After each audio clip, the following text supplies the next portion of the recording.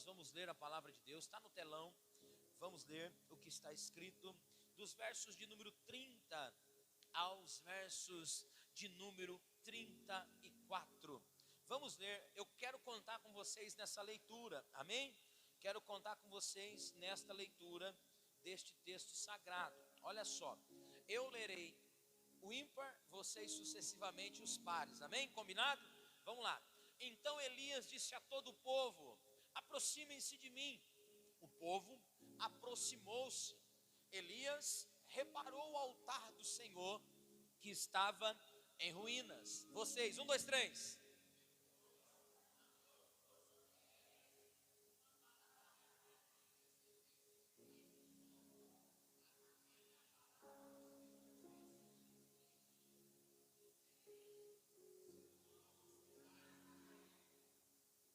Com as pedras construiu um altar dedicado ao nome do Senhor e cavou ao redor do altar uma valeta, na qual poderiam ser semeados 2 cés de semente.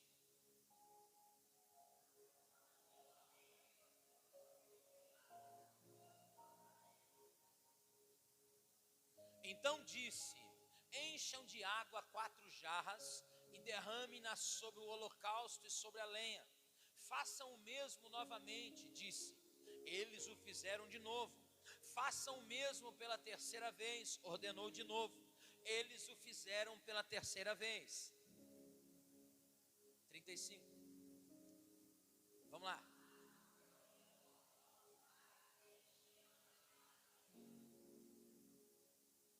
No momento da apresentação da oferta, o profeta Elias se pôs-se à frente do altar e orou: ó Senhor, Deus de Abraão, de Isaque e de Israel, que hoje fique conhecido que tu és Deus em Israel, que sou teu servo e que fiz todas estas coisas por ordem tua.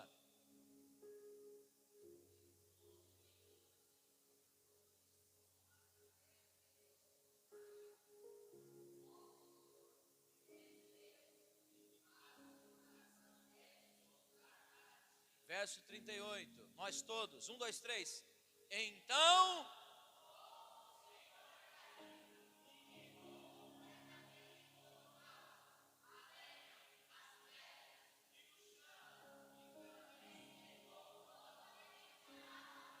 você pode aplaudir o Senhor por essa palavra? Que o Espírito Santo aplique esta verdade em nosso coração. Eu quero pensar com você esta noite sobre o tema: altar restaurado, desafios vencidos.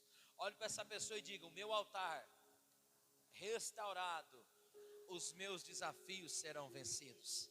Não, diga para essa pessoa: o seu altar restaurado, todos os seus desafios serão vencidos. Eu de você dizia mais uma vez: o meu altar restaurado, os meus desafios serão vencidos, em nome do Senhor Jesus.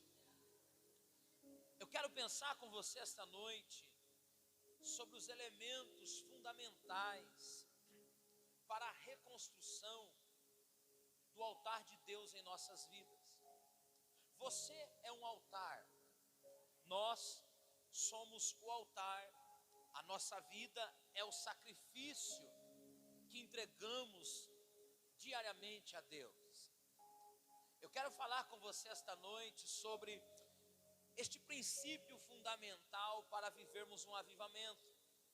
É bem provável que você esteja aqui e você tenha desafios na sua vida espiritual, você tenha desafios na sua vida conjugal, você tenha desafios nos seus relacionamentos. É bem provável aqui que você esteja precisando de um avivamento de Deus nos seus negócios, que você precise de algo sobrenatural de Deus naquilo que você faz. E eu quero, à luz desse texto, pensar com você sobre os elementos que são importantes para a reconstrução desse altar. A Bíblia, ela é marcada por inúmeras vezes que os homens da Bíblia levantaram um altar para o Senhor. Desde o livro do Gênesis, no capítulo 8, no verso 20, nós vemos começando com o patriarca Abraão, com o patriarca Noé, esta ideia de se levantar um altar ao Senhor. até o último sacrifício que é oferecido por Jesus no altar de Deus pelos nossos pecados, a gente vê a Bíblia marcada, a Bíblia cheia de exemplos de altares que foram levantados. Desde o Gênesis capítulo 8 até a carta aos Hebreus no capítulo 9, a Bíblia está repleta de altares que foram levantados para a glória de Deus. No capítulo 12 da carta aos Romanos, que nós sempre lemos aqui semanalmente, nós vemos Paulo dizendo que nós devemos oferecer o nosso corpo como um sacrifício vivo, santo, agradável para Deus, para que nós possamos experimentar qual seja a boa, a perfeita, a agradável vontade de Deus para nós. Quando olhamos para o cenário, por exemplo, descrito no primeiro livro dos Reis, nós vemos um povo que já não tinha mais altar. Se você lê a Bíblia, sabe que fazia quantos anos que não chovia? Quantos anos? O céu estava fechado, irmã Nésia. Não caía chuva sobre Israel, especialmente no território de Samaria.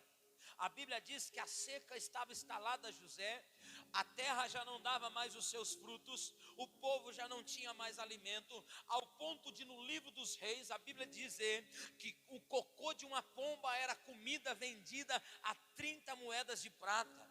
Ao ponto de nós vermos mães matando seus próprios filhos para comer, de tamanha foi a crise que existiu durante esse período.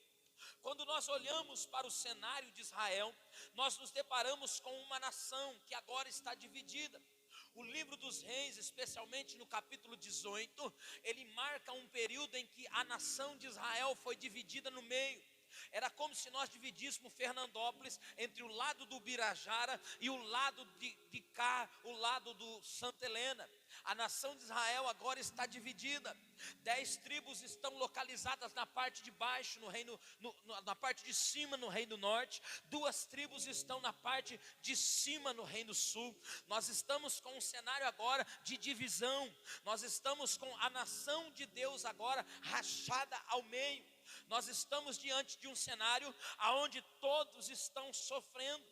É dentro deste contexto que a Bíblia diz que surge o profeta Elias. E o profeta Elias, ele vem com uma palavra de exortação, uma palavra chamando o povo de volta para Deus, fazendo com que o povo entendesse o porquê do céu estar fechado. O profeta Elias está tentando fazer com que o povo se conscientize que aquela seca, aquela escassez, tudo aquilo que está acontecendo é por um só motivo: o povo já não tem mais altar, o povo já não adora mais a Deus, o povo agora está distante de Deus, e a forma que Deus está usando para punir o povo é esta forma: cessando a chuva, ferindo o povo desta maneira. É dentro desse período que nós vemos reis falidos como Acabe e Jezabel, homem e mulher que conduziram o povo de Deus à adoração a ídolos. A Bíblia diz que durante esses 3 anos o céu esteve fechado, durante 3 anos a escassez se estabeleceu, durante esses 3 anos eles enfrentaram dificuldades, a seca se estabeleceu. Esta sempre foi e será uma forma de Deus punir os seus filhos, é uma forma que Deus tem de trazê-los de volta para perto. Essa punição de Deus sobre eles é uma forma que Deus usa para punir aqueles que trocam Deus por deuses, aqueles que trocam a presença de Deus por outra presença. Perceba comigo, o texto está nos dizendo que o povo não está colhendo porque não está adorando a Deus, o povo não está colhendo porque está de costa para Deus. Nós estamos diante de um cenário que as pessoas não estão desfrutando demais de Deus, porque elas mesmas viraram as costas para Deus. Mas a Bíblia nos diz que passado algum tempo, no capítulo 18, no verso de número 1, o profeta Elias vai vir com uma notícia, e a notícia é boa. A notícia é que Deus iria vir para o povo, Deus iria responder ao povo. A resposta seria que viria chuva, mas mas que antes da chuva vir, antes do avivamento chegar, antes da resposta de Deus vir sobre aquele povo, restaurando, trazendo a eles colheita, trazendo a eles abundância, algumas coisas teriam que ser verificadas, algumas coisas precisavam ser restauradas, dentre elas o altar de Deus. O altar de Deus precisava ser restaurado. A Bíblia diz que dentro desse contexto, o profeta Elias vai fazer algumas coisas que precisavam acontecer primeiro. Este era um grande desafio. O desafio primeiro que Elias topou foi enfrentar os falsos profetas. O versículo 19 diz o texto que o profeta Elias, ele desafia os falsos profetas. O segundo desafio de Elias é um choque de realidade que ele tem que dar no povo, dizendo ao povo: até quando vocês cochearão em dois pensamentos? Ou vocês servem a Deus, ou vocês servem a Baal, ou vocês adoram ao Senhor, ou vocês adoram outros deuses. A Bíblia diz, o segundo choque de Elias foi uma realidade num povo que cocheava, um povo que cocheava em dois pensamentos. Mas o terceiro desafio de Elias seria restaurar o altar. Aleluia. Após meio dia de afronta, diz o texto, a Bíblia Sagrada, conforme Elias desafiou os profetas de Baal, agora eles estão no alto do Monte Carmelo. Os profetas estão invocando a outros deuses, os profetas estão clamando a Baal e Astarote. Não vem fogo, não vem resposta, porque outros deuses não dão resposta, outros deuses não respondem, outros deuses não são capazes de fazer aquilo que só Deus pode fazer. Outros deuses não têm o poder de dar chuva, outros deuses não têm o poder de dar colheita, outros deuses não têm o poder de fazer você ser curado. Querido, só há um Deus, e é o Deus de Israel. Elias vai agora desafiar esses profetas, e diante desse desafio, meio dia se passa, esses profetas estão clamando e nada de ter resposta. A Bíblia diz que agora Elias então vai chamar o povo de Israel para perto dele, que tinha sido reunido pelo rei Acabe. A Bíblia diz que agora Elias vai mostrar ao povo o que é ter uma oração respondida. Se você é leitor da Bíblia, viu o texto, esta é a oração que menos tempo durou nas escrituras sagradas. Segundo alguns eruditos, dizem que esta oração não durou nem 17 segundos. Esta foi a oração mais rápida que alguém já fez na Bíblia Sagrada. Mas esta foi a oração que Deus respondeu com fogo. Esta foi a oração que teve eficácia. Mas eu quero partilhar com você uma das primeiras coisas que eu aprendo nesta restauração que eu e você precisamos para a nossa vida. Se você toma nota, anote por favor. O verso de número 30 diz o texto sagrado que Elias desafia o povo a se aproximar dele. Elias está chamando o povo para perto dele. Elias está querendo que o povo volte-se para Deus. Elias é o representante de Deus. Elias é o mensageiro de Deus. Põe o verso 30 para nós. Diz o texto que ele diz: aproximem-se de mim. Aleluia, aleluia. O povo se aproximou e Elias então reparou o altar do Senhor que estava em... Olhe para esse irmão e diga: Elias foi o povo, fez o povo perceber o que estava em ruínas. A primeira lição que fica claro para nós nesse texto é que nós precisamos nos aproximar daqueles que representam Deus. Foi Elias quem mostrou para eles que o altar estava em ruínas, que o altar estava derrubado. Amados, nós precisamos aprender a estar perto de quem representa Deus. Eu sei que no pós-modernismo, nesta era de tanta palhaçada que nós estamos vendo, As pessoas estão cada vez mais distante de Deus, cada vez mais distante dos representantes de Deus. Já tem pessoa dizendo: eu não preciso de igreja, eu não preciso de pastor, que dirá obedecer patrão, que dirá obedecer alguém, eu sou independente, eu não preciso de ninguém. Mas na Bíblia Sagrada nós vemos o exemplo de que o povo só teve o seu altar restaurado porque se aproximou daquele que era o representante de Deus. Olhe para essa pessoa e diga: você não sabe tudo sobre você. É por isso que na vida de comunhão, na vida congregacional, é que a gente vai aprendendo a apodar nossas arestas. Todos nós precisamos de uma igreja, todos nós precisamos de um pastor, todos nós precisamos de um líder espiritual, todos nós precisamos de uma casa para chamar de nossa. Amados, nós precisamos aprender a estar perto de quem nos lidera, para que ele nos mostre o que precisa ser restaurado. Eu não tenho nada contra quem faz terapia, eu não tenho nada contra quem faz essas sessões de coaching, mas eu preciso dizer uma coisa para você: o coach não vai mostrar para você a área espiritual da tua vida que está em ruína, o terapeuta não vai falar para você a área espiritual da tua vida que está em ruína. Você precisa aprender, em nome de Jesus, a ser confrontado às vezes por alguém que representa Deus, mas que sabe o que está falando, porque a sua vida está como está. Nós precisamos aprender, voltar a esses rudimentos que fazem parte da vida cristã.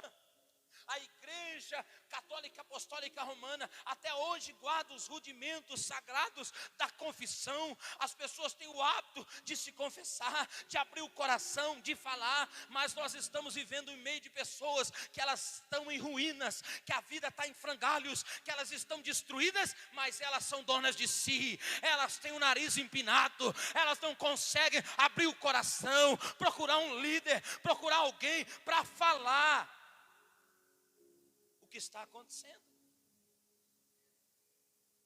Você não sabe tudo sobre você não, irmão. E às vezes a gente acha assim: mas o que essa pessoa vai falar para mim? Vai falar o que você precisa fazer. Um profeta não quer que você seja um pupilo dele. Um profeta quer te conduzir a Deus. O dia que eu estiver aqui querendo te agradar, você me desculpa, eu estou falido, eu estou fracassado, eu estou condenado. O meu dever como ministro é te conduzir de volta para Deus. E se você quer Deus, você está no lugar certo, porque nós queremos Ele. Já tem alguns que não suportam mais a sã doutrina, amontoam para si, conforme disse Paulo, comichões dos ouvidos e saem por aí errantes. Meu irmão, em nome de Jesus, não seja o seu próprio pastor, não seja o seu próprio profeta. Juízes capítulo 17, põe por favor o verso de número 6. Se você é leitor da Bíblia, se não é, leia. O livro de Juízes marca um período de 300 anos. Diga comigo, 300 anos. Do quê? Do quê? O que teve em Juízes? Trevas, escuridão, fracasso, derrota. Por quê, pastor João? Põe o texto. 17:6 de Juízes.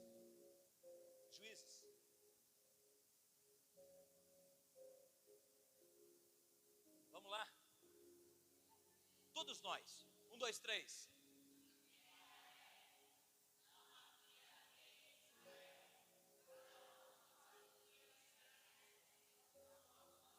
Vamos ler o capítulo 21, verso 25.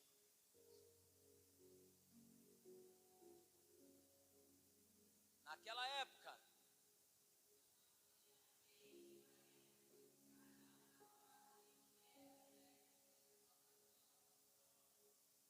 esse livro é marcado por esta fala. Leia este livro e você vai ver um período de catástrofes, de sequidão, de desastres, de coisas horríveis, por não terem uma liderança, por não terem alguém que os conduzia de volta para Deus. E aqueles que os conduzia para Deus, de repente eles voltavam para trás, E eles terminavam desta maneira, porque eles faziam o que parecia bom aos seus próprios. Irmão, se os seus olhos fossem tão bom assim, Jesus não falaria para você guardar o teu coração, porque é dele que saem as piores coisas da vida. Por que você acha que a gente às vezes se desloca daqui, andar alguns quilômetros para ouvir um pastor pregar? Porque um pastor precisa de pastor. E aí tem a ovelha que quer ser independente. Aí a gente vê a pessoa lá derrocada, de cabeça para baixo, afundada, fracassada, como tem chegado ao meu conhecimento. Você acha que não dói no meu coração, não? Mas por quê? Ela quis fazer o que parecia bom aos seus próprios. Lá em Juízes, lá no livro de Judas, vamos para Judas. Olha o que Deus fala sobre aqueles que andam sozinhos, sobre aqueles que não se submetem a uma liderança, sobre aqueles que não querem descobrir a área das suas vidas que está em ruínas. Judas não tem capítulo, o verso de número 8. Vamos lá. Da mesma forma, olha aí, Silvio, devaneios. Da mesma forma, levada por seus devaneios, essas pessoas contaminam o próprio corpo, rejeitam as autoridades, gloriam-se, difamam os seres celestiais. Vai. No entanto, o arcanjo Miguel, quando disputava com o diabo, argumentando sobre o corpo de Moisés, não ousou julgar, acusando-o de caluniador, mas disse: o Senhor o repreenda. Segue. Estes tais, ao contrário, difamam o que não entende, mas é exatamente nas coisas que entendem por instinto que se corrompem como animais irracionais. Ai deles, pois seguiram o caminho de Caim, buscando lucro, caíram no erro de Balaão, foram destruídos na rebelião de... Segue. Esses homens são rochas submersas, algumas versões diz nuvens sem águas. Nas festas de fraternidade que vocês fazem, comem com vocês sem temor algum, de modo que pastoreiam. Estes são carregadas de um lado, árvore de duas vezes mortas, arrancadas. Filho, você pode não estar aqui nessa casa, mas pelo amor de Deus, você precisa de uma igreja para você congregar. Você precisa de um aprisco aonde você vai ser pastoreado. Aprenda uma coisa com esse simples homem de Deus está te dizendo: nós precisamos de pessoas que nos ajudam a encontrar ao altar de Deus em nossas vidas que está em ruínas. O Deus que servimos é o Deus que dá direção ao anjo da igreja. O capítulo 2 do Apocalipse, o verso de número 1, Deus fala com o anjo da igreja, e o anjo da igreja transmite à igreja a mensagem de Deus. Vamos ler isso aqui?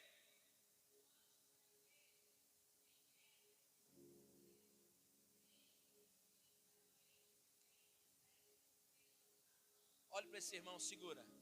Diga para ele: Deus vai falar ao teu respeito com o anjo da igreja. Aí você sai de léu em léu, ouvindo qualquer um, colocando tua cabeça para qualquer um orar, gente que você nunca viu, gente que você não sabe. Aí você pega lá na internet, porque na internet tem com força, tá? O lugar que tem profeta de Baal é na internet. Eles estão lá profetizando que nem papagaio de pirata o dia inteiro, só repetindo, só repetindo, só repetindo. Não tem nada novo. Você precisa de um homem desse para uma oração, você nunca vai encontrá-lo. Ô meu irmão, você acha mesmo que quem está na internet vai falar o que você tem que mudar na sua vida? Diga comigo: o profeta ouve Deus e passa ao povo. É da boca dele que nós recebemos instrução para nos levantar. Quantas foram as vezes que eu ouvi alguém dizer assim: eu me lembro disso, está aqui escrito. Saudoso pastor Marcos. Uma fala do pastor Marcos me fez cair em si, em um ponto que eu não conseguia romper. Todas as vezes que eu me encontrava com o pastor Marcos, eu me lamentava do que eu tinha perdido, do trabalho que tinha ficado para trás. Um belo dia o pastor Marcos falou uma palavra para mim, está registrada aqui no final desse livro. Ele falou: está na hora de você mudar, está na hora de você jogar isso fora. A vida não está mais lá no passado. Eu não lembro de uma pregação do Marcos, mas essa palavra dele está até eternizada aqui, escrita, de tão poderoso que foi o conselho de Deus dele para mim. Foi o conselho de um presbítero, um homem santo de Deus nesta cidade, que me fez levantar em meio às ruínas que eu estava. Mas a gente está querendo andar, colher, receber, sem ter um teto, sem ter uma cobertura, sem ter alguém que nos oriente. Cuidado, filho, não queira se mover sem direção. Não haja pelos seus impulsos, pelos seus instintos. Isso pode acabar com você. Diga comigo, um altar restaurado, os desafios são vencidos. Para se ter um altar restaurado, diga comigo, as diferenças precisam acabar. Está no verso de número 31, vamos ler isso aqui. Você quer mesmo ter o teu altar restaurado e obter a resposta de Deus rápido? Quem aqui precisa de uma resposta de Deus urgente? Para onde? Para agora.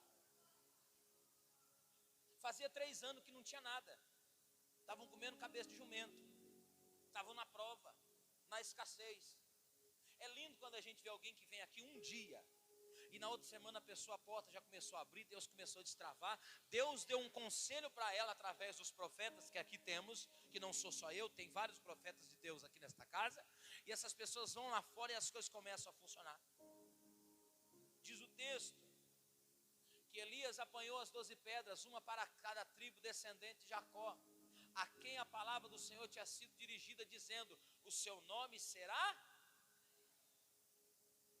Quando Elias pega essas 12 pedras para a restauração do altar, em outras palavras, ele está dizendo: não tem reino sul, não tem reino norte, não tem que ficar um grupo para lá e um grupo para cá. Eu tenho um só povo e o meu povo se chama Israel. Por que a gente tem essa dificuldade? Irmão, Deus não responde a altar dividido. Se lá na tua casa não tem concordância entre você e o teu esposo, esquece. Se no teu negócio não tem concordância, esquece, não vai dar certo. Se não tiver unidade, me desculpa, as coisas não funcionam. A Bíblia diz que o Elias, ele está dizendo em outras palavras para aquele povo: não tem reino sul, não tem reino norte, aqui só tem um povo, e esse povo se chama Israel. Deus não responde em altar dividido. Ou somos um, ou não somos. Amós 3:3 diz a Bíblia: andarão 2 juntos se não tiverem de acordo? Lá no Evangelho de Marcos, Jesus diz no capítulo 38, capítulo 9, dos versos 38 ao 50: quem não é por nós é contra. Talvez você está aliado com alguém que, me desculpe, não é por nós, irmão. Olha para o irmão, e se não é por nós? Eu não tenho problema com pastor de igreja, eu amo a igreja de Jesus. A pequenininha, a grandona, a igreja de Deus, a igreja católica, o padre que está pregando lá não tem nada com o padre. Amém, irmão? Eu tenho com o avanço do reino de Deus. Você sabe porque tem muita gente morta, tem muita gente cheirando a defunto, tem muita gente que o altar dela não tem fogo, tem muita gente que a vida dela não tem resposta de nada, porque a língua dela está contaminada pelo pecado lashon hará. Ela fala mal de todo mundo. O pecado de lashon hará é como uma lepra, mata.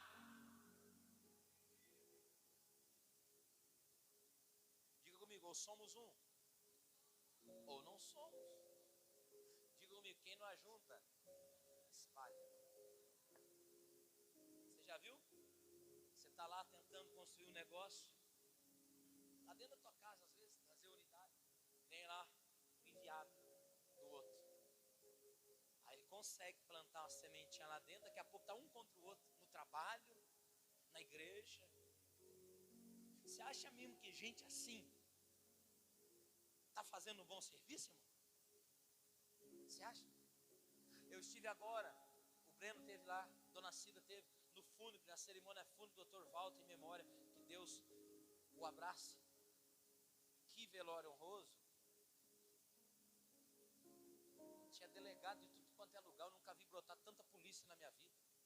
Teve um senhor que saiu de Santa Fé 8 horas da manhã, pagou um táxi para vir aqui prestar a sua honraria para aquele homem que tinha ajudado ele em Santa Fé do Sul. O presidente da Ordem dos Delegados do Estado de São Paulo fez menção disso. Será que ele teria essa honraria se ele fosse um indivíduo que pensasse só nele? Você acha que na hora da partida dele teria alguém se ele fosse um intrujão, um ermitão, um homem isolado?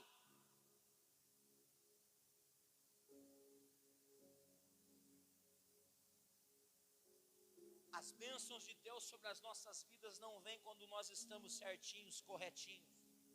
A bênção de Deus vem quando nós estamos unidos. O Salmo 133 diz: ó, quão bom e quão suave é que os irmãos vivam em união. É como óleo que desce sobre a barba. Quando nós estamos unidos em um só propósito, quando há unidade no que estamos fazendo, quando há concordância naquilo que falamos, Deus desce com óleo, Deus desce com fogo, Deus desce com resposta. Eu quero declarar: vai ter resposta, vai ter fogo, vai ter vida de Deus, vai ter resposta de Deus no teu altar. Aplauda ao Senhor.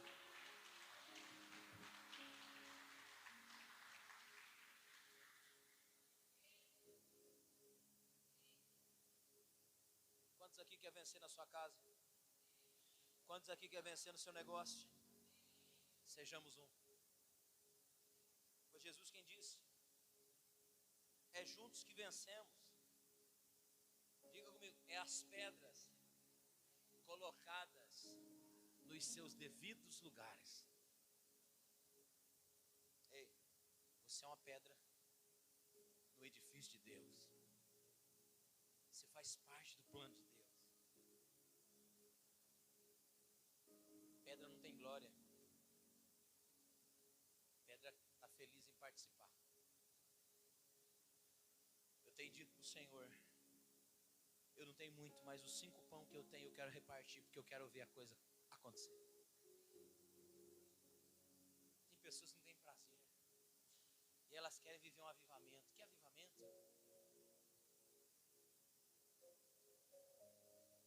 Feche seus olhos. Diga: Senhor, me ajuda a encontrar o meu lugar nesse corpo tão grande que é a tua igreja. Senhor, eu quero ser um altar que o Senhor responde com fogo. Eu quero ser um altar em que as pessoas veem que o Senhor é na minha vida.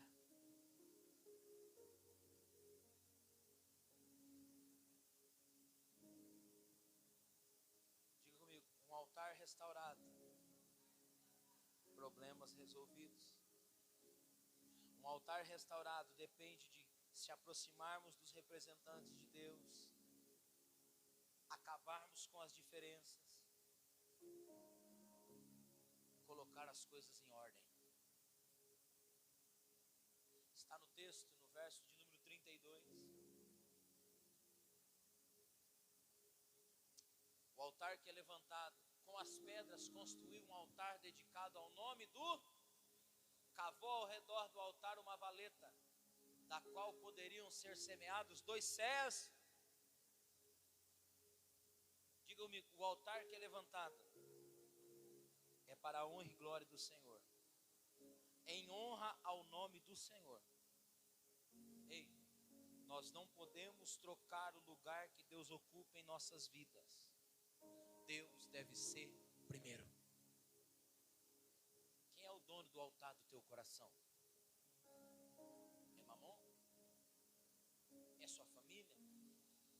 É seus negócios? Se tem um Deus que está derrotando gente aí, é o Mamon. Tanto é que o único Deus que Jesus cita é o Mamon. Quem é o Mamon? De quem é o altar do teu coração? De quem é esse altar? Paulo diz na primeira carta aos Coríntios, capítulo 10, verso 31, quer comais, quer bebais, tudo que façais seja feito para a glória de Deus. Líder, a tua célula é para a glória de Deus. Homem, o teu negócio é para a glória de Deus. Mulher, a educação dos teus filhos é para a glória de Deus. Filho, tudo aquilo que você fizer, não exalte a si mesmo, mas honre, glorifique e exalte ao nome do teu Deus. Deus não aceita segundo lugar. As coisas em Deus precisam desta ordem. Marcos capítulo 12, verso 30 ao 34, diz o texto: amarás o Senhor teu Deus de todo o teu coração, de todo o teu entendimento, com todas as suas forças. Diga comigo, primeiro Deus, depois eu. Por que que não tinha chuva? Porque o povo estava. Por que que não estava tendo colheita? Por que que não estava tendo resultado?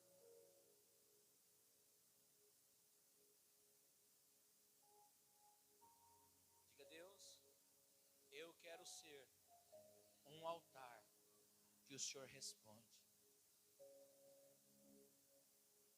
Pastor, o que eu preciso? Sacrificar.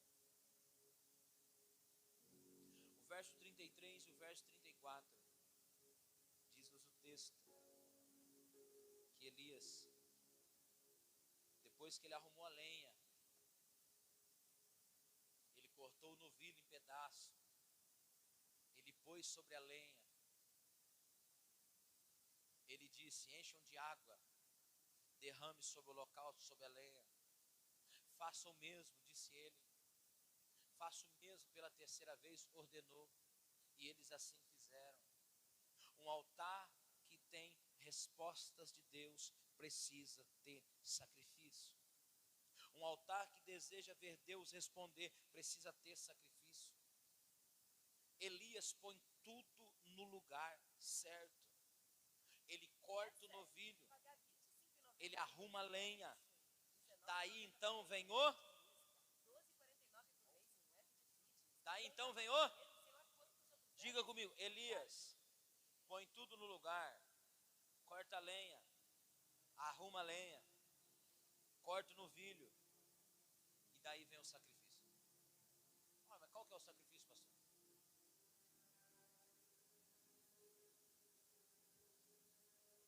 O que é o sacrifício aqui?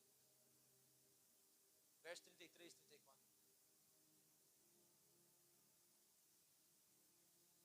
O que é o sacrifício? Não. O que está faltando? O que está faltando? O que eles precisavam?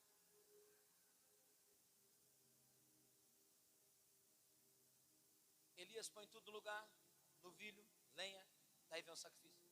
Mas espera aí, o que é o sacrifício? O sacrifício aqui é o que mais faltava. O que lhes faltava? Era novilho? Era lenha? Era pedra? Elias vai derramar o quê?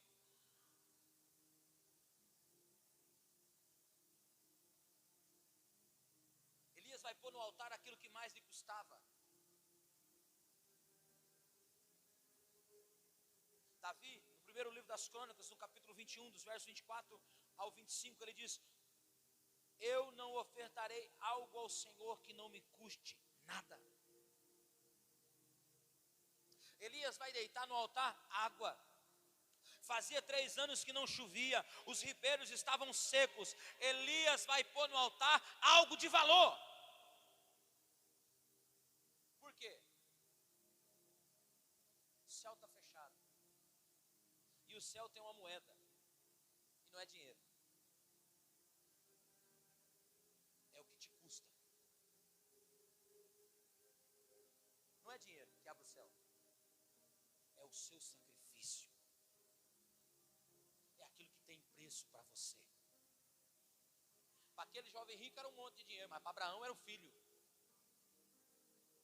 Para Elias era água. O que você quer colher? Pastor, eu quero um casamento restaurado. Põe teu casamento no altar. Pastor, eu quero saúde. Sacrifica no altar. Lenha, novilho, pedra. tinha sobrando. Mas faltava? Os céus estavam? Elias estava plantando o que eles precisavam colher. O que eles mais precisavam? Chuva. Mas agora é que a gente vê a matemática do negócio. Como é que pode 4 baldes d'água causar uma chuva?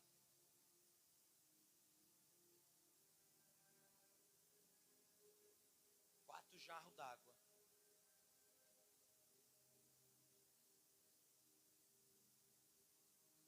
Amado, você colhe o que plantar. O altar sempre devolverá multiplicado o que você semear. Ao deitar água sobre o altar, ele ora. E diz o verso 37 e 38, vamos ler, está no texto. Responde-me, ó Senhor, para que esse povo saiba que tu és Deus em Israel. Então o fogo do Senhor caiu, queimou completamente o holocausto, a lenha, as pedras que estavam no chão e também secou totalmente a água da valeta. Meu irmão, está na hora de sacrificar. Está na hora de plantar. A gente nunca vence a Deus no dar. Deus sempre vai entregar mais para a gente do que aquilo que plantamos. Eles plantaram no altar água e colheram uma abundante chuva. Eu vim aqui declarar sobre a vida de alguém. Em nome de Jesus, Deus vai honrar teu sacrifício. Arruma o teu altar, sacrifica nele, coloque as pedras no lugar, ouça os conselhos de Deus pela boca dos seus santos profetas, e você verá a resposta de Deus.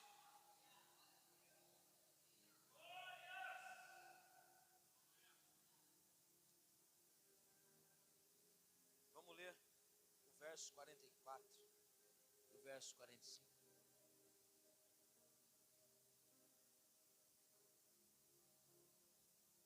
Vamos ler isso aqui.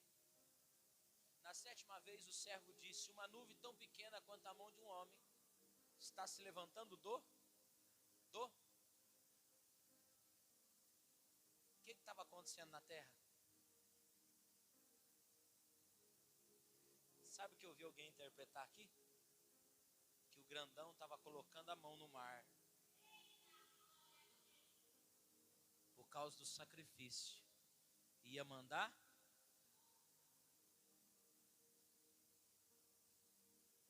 Então Elias disse: vá dizer a Acabe, prepare o seu carro e desça, antes que a chuva segue. Enquanto isso, nuvens escuras, e começou, aleluia. Eu não sei se você consegue ouvir, mas eu consigo ouvir o barulho dela. Eu não sei se espiritualmente os seus ouvidos estão sensíveis para sentir o que Deus está falando conosco por essa palavra. Ela está vindo. A abundante chuva do Senhor, ela está vindo. E chuva é bênção. Chuva rega a terra. Chuva traz colheita. Eu sinto de dizer para alguém: você vai ser molhado pelo Espírito de Deus. Os ventos fortes já começam a soprar. Oh, aleluia. Coloque as coisas no lugar, ajeite o teu altar, e você verá Deus responder. Fique sobre seus pés.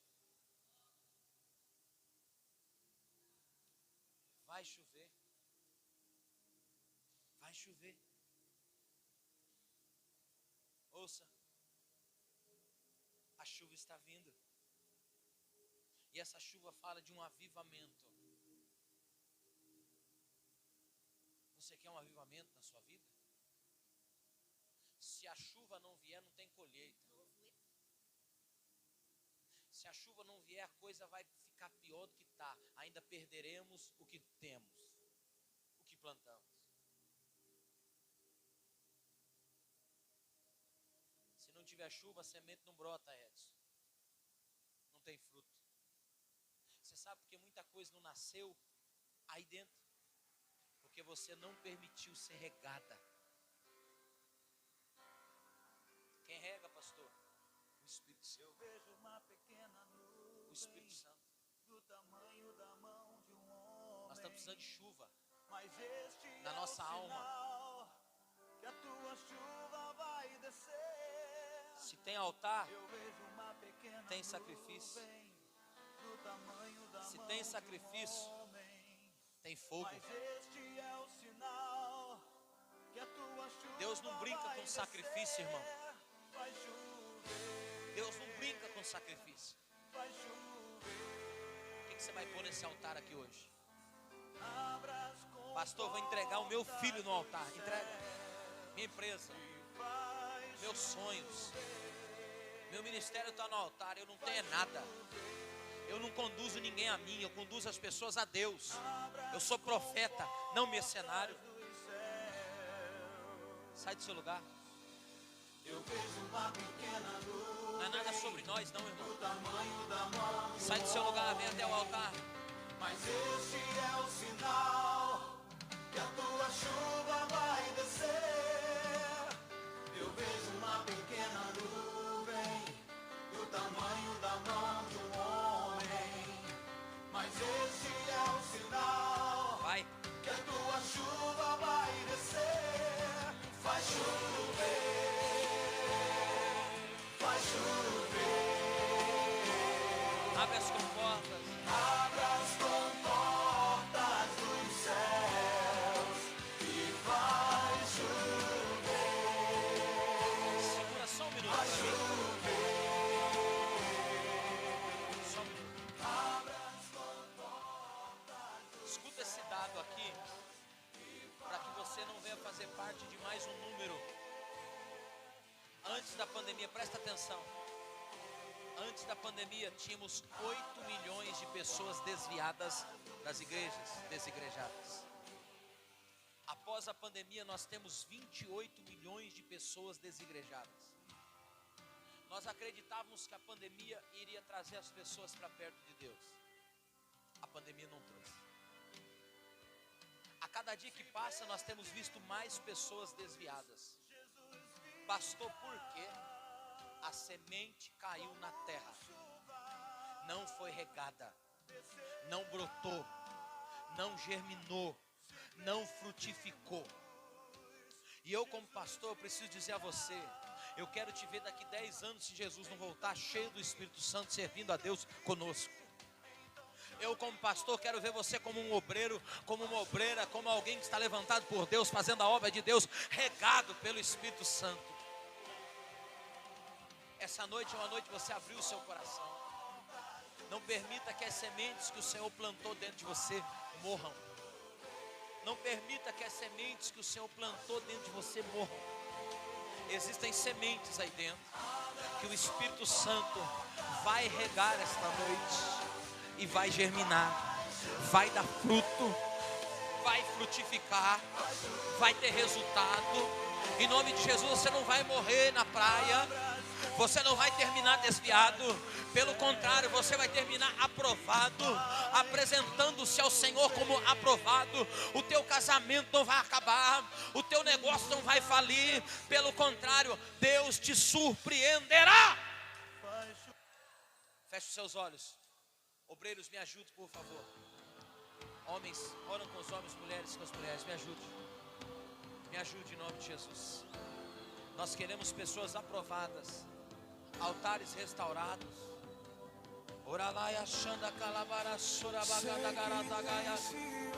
Ah, eu ando sozinho, eu mesmo me pastoreio. Tchau. Se você não quer ser pastoreado, me desculpe. Essa igreja é de ovelha. Me desculpa. Ovelhas ouvem a voz do pastor.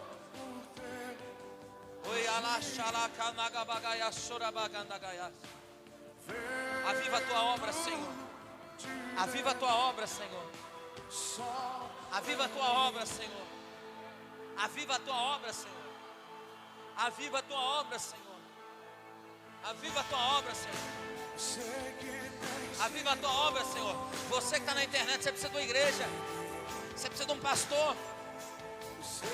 Ei, vença com a desigualdade. Vamos voltar na unidade. Vamos colocar a coisa em ordem. Vamos sacrificar. Em nome de Jesus, Pai. Alakadaga shakadagai. Gragahadaga. Lamara sura kamaganda goya shede bagalaga. Rai sheketeka pakataka. Labakara sura bakandakai ashuragai. O Espírito Santo passeia. Shelebacarai. Rada kabakadagaya. Ai chome iahadagai. Vento do Espírito, assopra, assopra, assopra, assopra, assopra no teu jardim, Senhor. Radagaia baga. Xereperega baga chotadaga. Oh! Peça ao Espírito Santo, irmão. Peça ao Espírito Santo, irmã.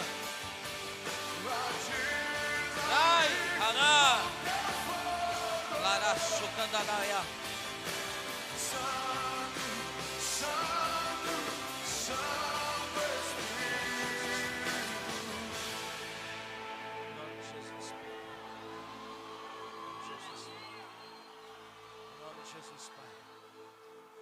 Jesus, Pai. Em nome de Jesus, Pai. Em nome de Jesus, Pai. Nós consagramos esses elementos, Pai. Em nome de Jesus, Pai. Em nome de Jesus, Pai. Oi, sere kandagaia xarabagalaga. Randagahasu kalavagai. Vem cá, irmão.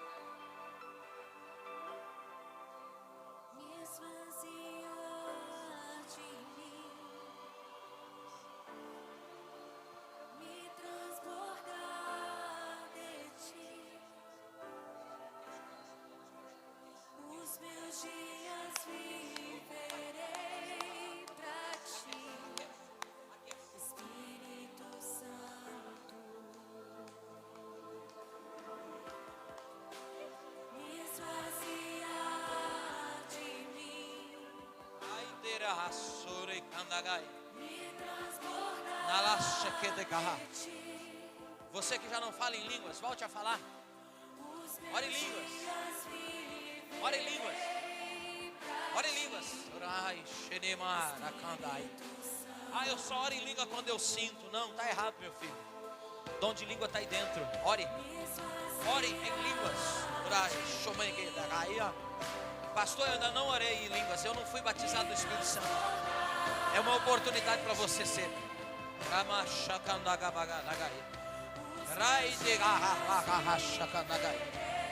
Oi, anahamanto que da garasuia.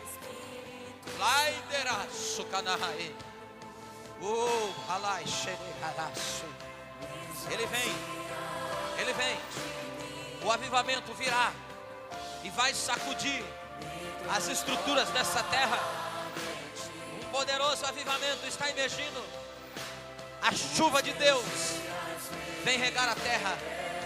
Vem regar a terra. Oh, radagabagai. Ladagasura kalabagasoragai. Oraba, ragai, alaga. Troveja, troveja, troveja, troveja, troveja.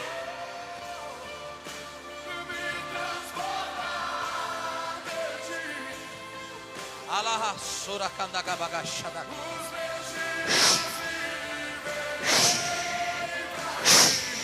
Seja curado, seja curado, seja liberto, seja restaurado. Ai chouregaha suka bagai nakandara suka lavai. Receba variedades de línguas. Receba dons espirituais. Aviva, Senhor. Aviva a tua obra. Aviva a tua obra. Aviva a tua obra. Aviva a tua obra. Aira cada garra, cada garra. Derebala cada garra. Urebala cada garra, chora garra. Derebala cada garra, chora garra. Derebala cada garra, garra, su. Oh, ergue la gaia, la bala da suya. Shalakata kapakato kataka. Volte para casa abastecido. Volte para casa cheio. Volte para casa com fome da palavra de Deus, sede da palavra de Deus, cheio do Espírito Santo. Em nome de Jesus. Em nome de Jesus. Em nome de Jesus. Aleluia. Aleluia. Aleluia. Você pode aplaudir a Jesus?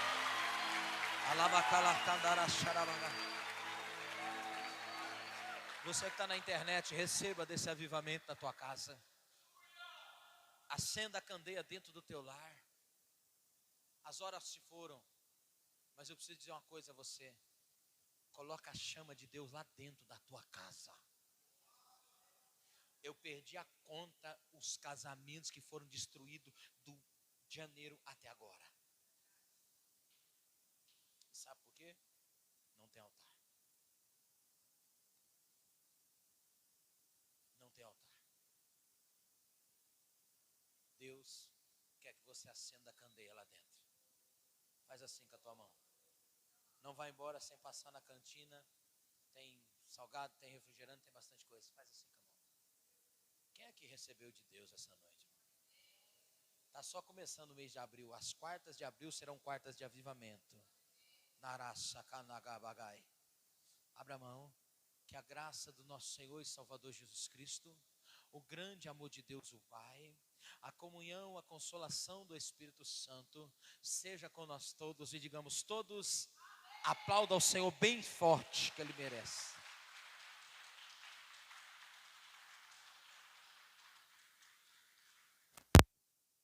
Glória a Deus.